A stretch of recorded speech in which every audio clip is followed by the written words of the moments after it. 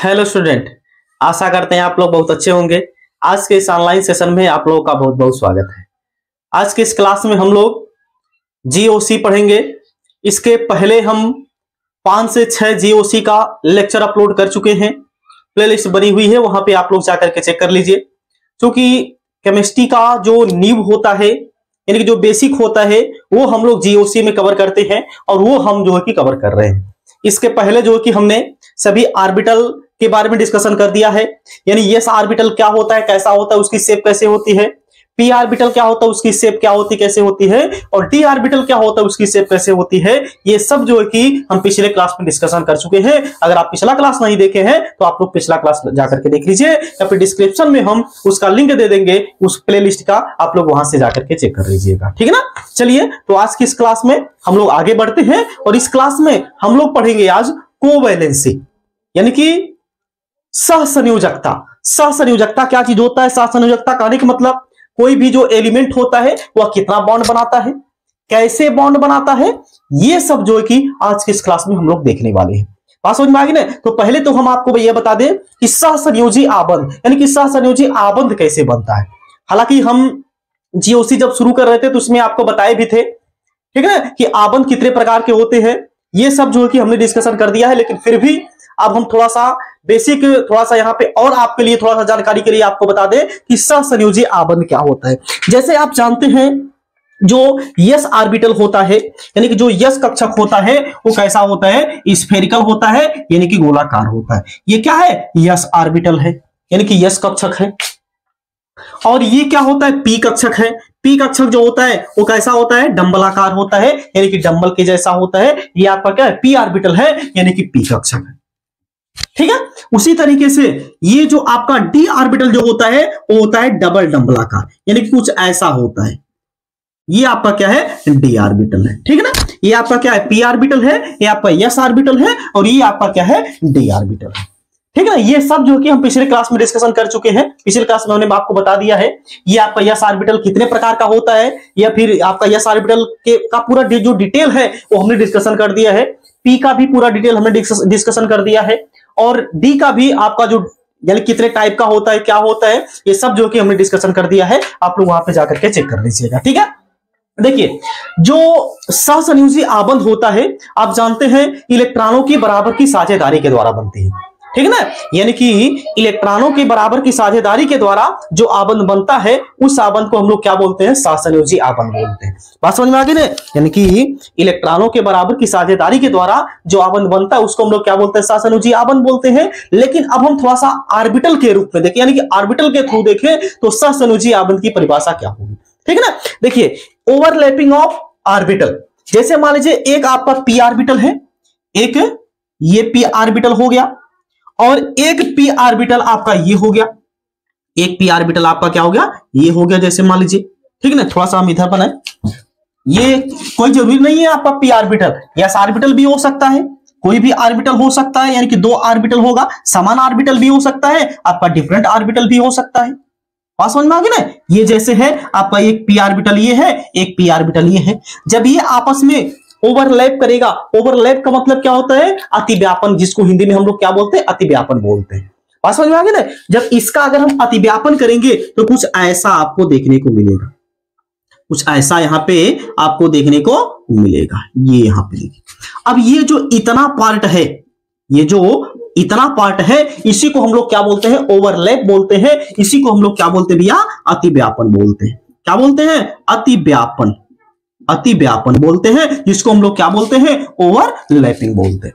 यानी कि जो ओवरलैपिंग है, अतिव्यापन है, इसके थ्रू क्या बनता है? सहसंयोजी आबंध बनता है। यानी कि अब आप क्या बोलेंगे? सहसंयोजी आबंध कैसे बनता है?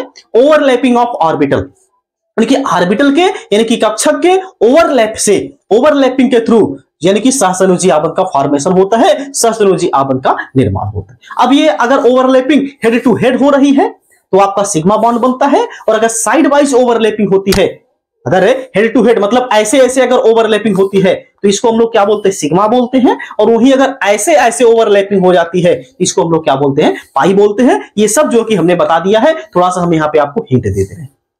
बात समझ में आ गई ना। चलिए, अब ये आपको हमने आप बता दिया कि जो ओवरलैपिंग होती है वो क्या होती है, यानी सहसंयोजी आवरण कैसे बनता है, ओवरलैपिंग ऑफ ऑर्बिटल, यानी कि ऑर्बिटल के यानी कि कक्षक के ओवरलैपिंग से, अतिव्यापन से क्या बनता है भैया, सहसंयोजी आवरण का फॉर्मेशन होता है, यानी कि सहसंयोजी आवरण बनता है। ठीक, चलिए अब हम लोग थोड़ा सा आगे चलते हैं।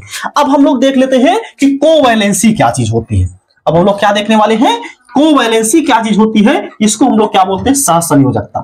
यानी कि कोई भी एलिमेंट अगर है, कोई भी एलिमेंट अगर है तो वह कितना आबंध बना सकता है, उसी को हम लोग क्या बोलते हैं, सहसंयोजकता बोलते हैं। देखिए कोई भी एलिमेंट कितना आबंध का फॉर्मेशन कर सकता है, कितना आबंध बना सकता है, वही क्या कहलाता है, उसकी कोवैलेंसी कहलाता है, वही क्या कहलाता है, उसकी सहसंयोजकता कहलाता है। तो अब हम लोग ये निकालना सीखते हैं कि कैसे कोवैलेंसी जो कि कैलकुलेट किया जाता है, कोवैलेंसी कैसे जो है कि निकाला जाता है।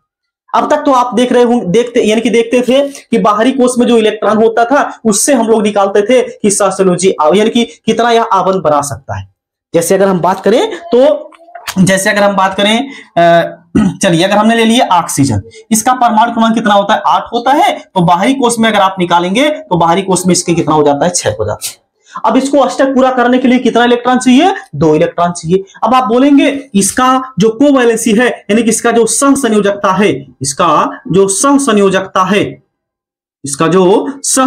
है, वो कितना हो जाएगा, 2 हो जाएगा। बात समझ में आ गई ना। अगर हम फास्फोरस की बात करें तो फास्फोरस का परमाणु क्रमांक होता है 15, यानी कि 2, 8 और 5 हो जाएगा।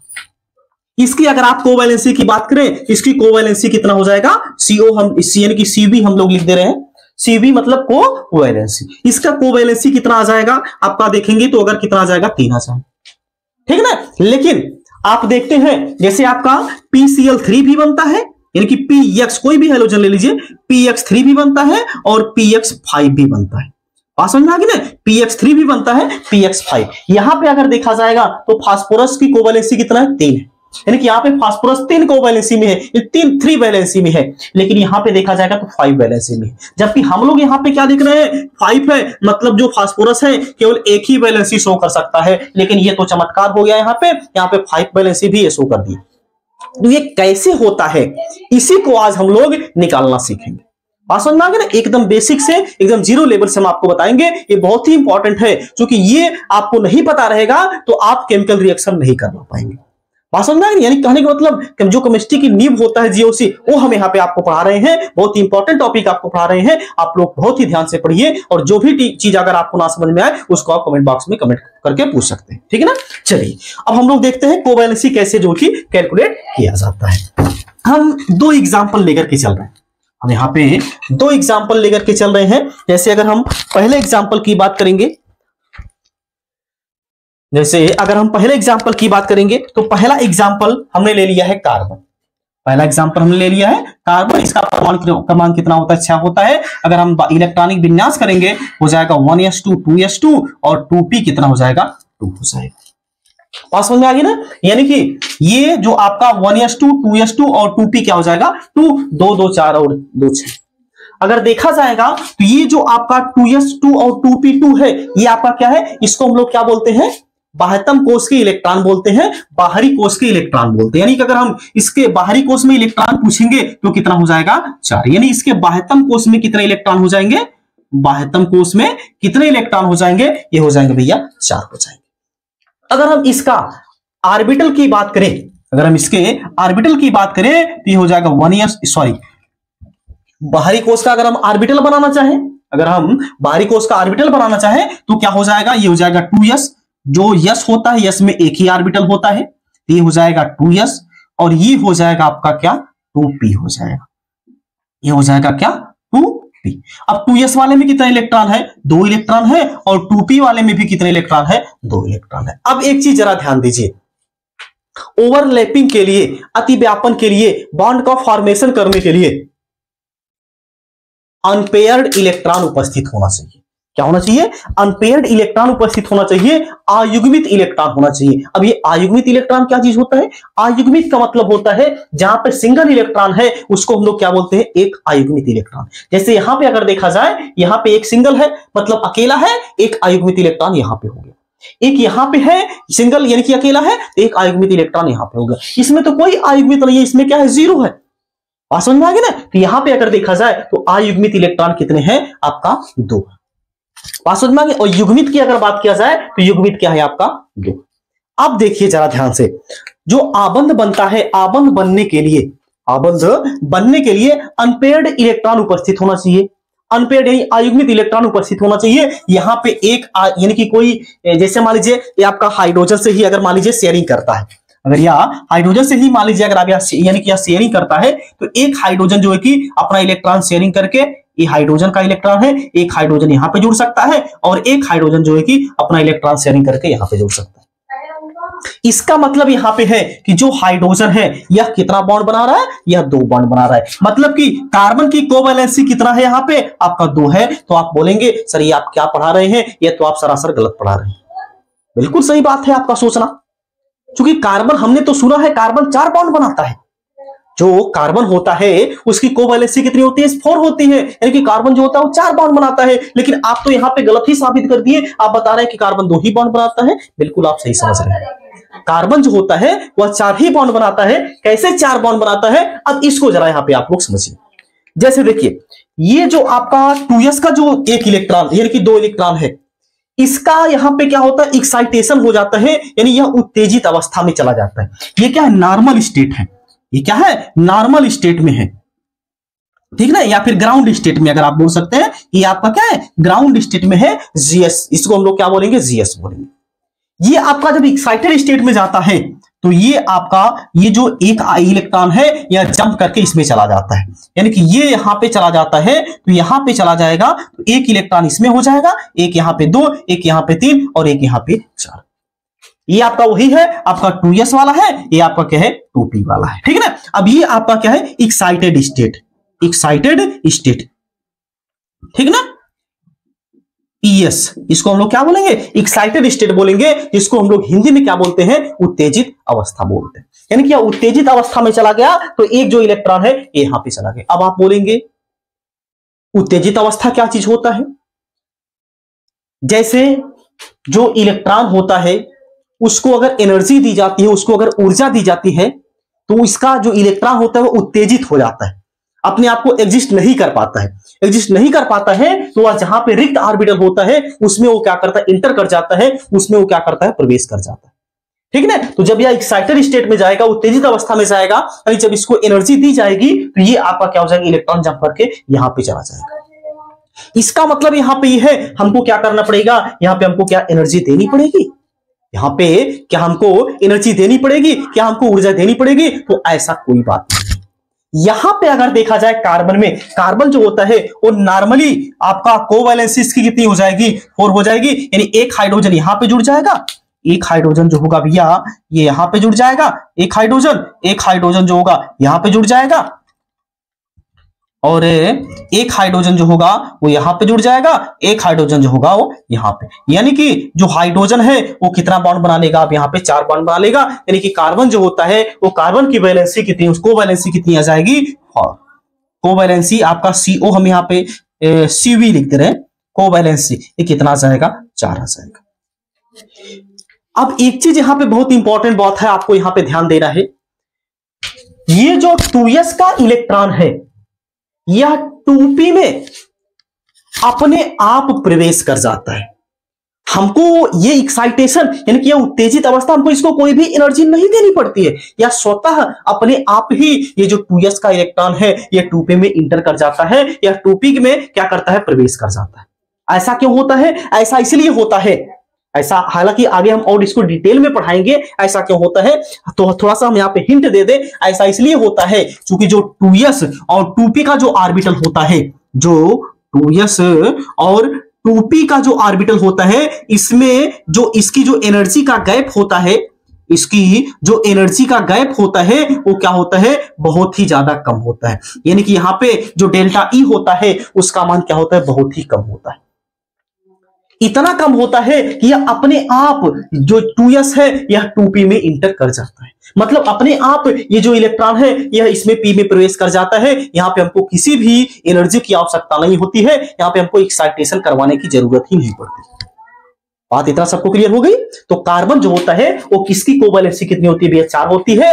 कब? जब यह एक्साइटेड स्टेट में, नॉर्मल स्टेट में, या कोवैलेंसी अगर इसकी देखा जाए तो क्या हो जाएगा? 2 हो जाएगा। जबकि हम लोग जानते हैं कार्बन जो होता है उसकी कोवैलेंसी कितनी होती है? 4 होती है। तो कैसे 4 होती है ये यहाँ पे आपने देखा, ये एक्साइटेड स्टेट में चला जाता है, जो 2s का इलेक्ट्रॉन है वह 2p में इंटर कर जाता है और यहाँ पे 4 ऑर्बिटल जो होते हैं अनपेयर्ड, यानी कि 4 अनपेयर्ड इलेक्ट्रॉन हो जाते हैं। 4 अनपेयर्ड इलेक्ट्रॉन होने के कारण ये कार्बन जो होता है वो 4 कोवैलेंसी को शो करने लगता है। मतलब कार्बन की यहां पे कोवैलेंसी कितना हो जाएगी? 4 हो जाएगी। ठीक ना। अब हम दूसरा एग्जांपल देखते हैं। चलिए, जैसे अब यहां पे अगर हम देखें दूसरा एग्जांपल, हम फास्फोरस यहां पे ले रहे हैं। फास्फोरस, इसका परमाणु क्रमांक कितना होता है? 15 होता है। इसका अगर हम इलेक्ट्रॉनिक विन्यास करेंगे तो हो जाएगा 1s2 2s2 2p6 3s2 3p 2 2 4 4 4 10 2 12 और 3 15। 3s2 और 3p कितना हो जाएगा? 3 हो जाएगा। ठीक है ना। अब अगर हम इसका बाहरीतम कोष देखें तो ये है। इसका अगर हम ऑर्बिटल बनाए ये हो जाएगा 3s, ये है 3s वाला ऑर्बिटल। ये आपका क्या हो जाएगा? 3p वाला ऑर्बिटल। ये हो जाएगा 3p वाला ऑर्बिटल। 3s वाले ऑर्बिटल में कितने इलेक्ट्रॉन है? 3s वाले में 2 इलेक्ट्रॉन है। 3p में कितने इलेक्ट्रॉन है? 3 इलेक्ट्रॉन है। 2 और यहाँ पे 3 इलेक्ट्रॉन है। बात इतना सबको क्लियर हो गई। यस जो होता है, यस में एक ही ऑर्बिटल होता है और उसमें कितने इलेक्ट्रॉन होते हैं? 2 इलेक्ट्रॉन होते हैं। पी जो होता है इसमें 3 ऑर्बिटल होता है। इसको हम लोग px py और pz बोलते हैं, इसका नाम होता है। ठीक है ना। अगर आपको कंफ्यूजन होता है तो जीओसी का हमारा जो प्लेलिस्ट है उसमें जाकर के देख लीजिएगा। पी ऑर्बिटल का जो शेप होता है, कैसा होता है, कितने टाइप का होता है, ये सब हमने वहां पे आपको बता दिया है। ठीक है। तो ये आपका क्या हो जाएगा? 3p वाला ऑर्बिटल है। ठीक। अब जरा यहां पे ध्यान से देखिए। अब आप सोच रहे होंगे यहां पे 3p में तो 3 अनपेयर्ड इलेक्ट्रॉन है ही। 3p में यहां पे अनपेयर्ड इलेक्ट्रॉन है ही। अगर हम देखें तो जो 3 है, 3 में आपका क्या होता है? डी होता है।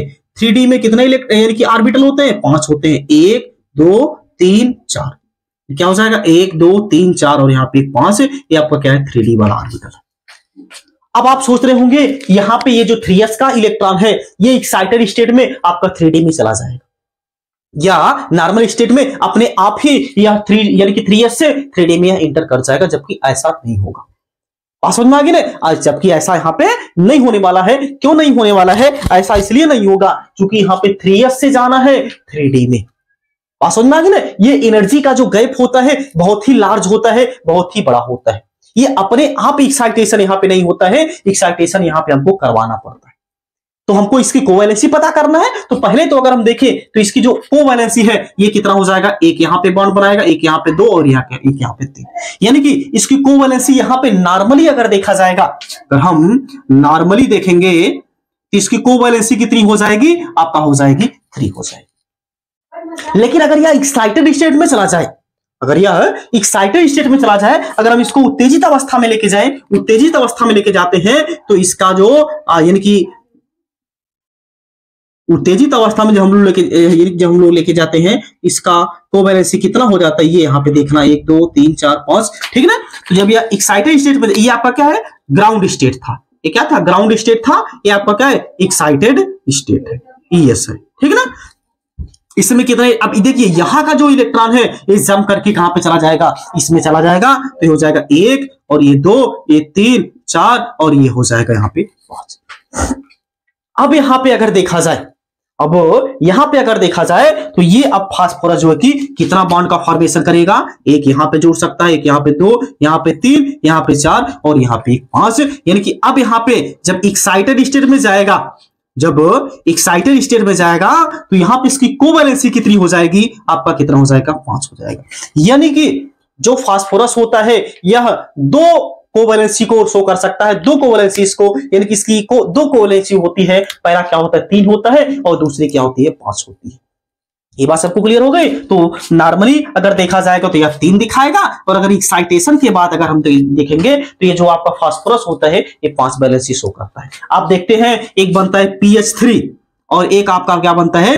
pX5 भी बनता है, या फिर pX3 भी आपका देखते हैं, pX3 भी बनता है और pX5 भी बनता है। यहाँ पे pX3 अगर देखेंगे तो जो फास्फोरस है ये नॉर्मल स्टेट में है, ग्राउंड स्टेट में है। यहाँ पे इसकी कोवैलेंसी कितनी हो जाएगी? 3 हो जाएगी और यहाँ पे इसकी कोवैलेंसी कितनी हो जाएगी? 5 हो जाएगी। ऐसे ही आप किसी भी एलिमेंट की कोवैलेंसी जोड़ के निकाल सकते हैं। आपके लिए एक होमवर्क है, आप लोग कमेंट बॉक्स में कमेंट करिएगा, जो आपका सल्फर है इसकी कोवैलेंसी कितनी होती है, इसका परमाणु क्रमांक कितना है 16। इसकी आपको क्या बताना है, कोवैलेंसी बताना है, यानी इसकी क्या बताना है आपको, सहसंयोजकता बताना है। इसकी सहसंयोजकता कितनी होगी अगले क्लास में आप, यानी कि इसको आप लोग कमेंट बॉक्स में कमेंट कर दीजिएगा, अन्यथा जो कि हम अगले क्लास में आपको बताएंगे जो सल्फर है इसकी कोवैलेंसी कितनी है, और हम एग्जांपल आपको बताएंगे और बेहतरीन एग्जांपल आपको बताएंगे ताकि आप लोग का जो डाउट है वो क्लियर हो जाए। बात समझ में आ गई ना। तो ये है कार्बन, कार्बन की कोवैलेंसी कितनी होती है 4 होती है, और जो फास्फोरस है इसकी कोवैलेंसी कितनी होती है, नॉर्मली देखा जाएगा तो 3 यानी कि 3 होती है, और एक्साइटेड स्टेट में जब चली जाती है तो 5 होती है। मतलब इसकी 2 कोवैलेंसी होती है, 3 भी होती है और क्या होती है 5 भी होती है। ठीक है ना, एक बार पहले इसको आप स्क्रीनशॉट पे ले लीजिए। हो गया, ओके। तो आज की क्लास में बस इतना ही। अब हम लोग मिलते हैं नेक्स्ट क्लास में, तब तक आप लोग जहां पे रहिए स्वस्थ रहिए, मस्त रहिए और अपने माता पिता का ख्याल रखिए। जय हिंद, जय भारत।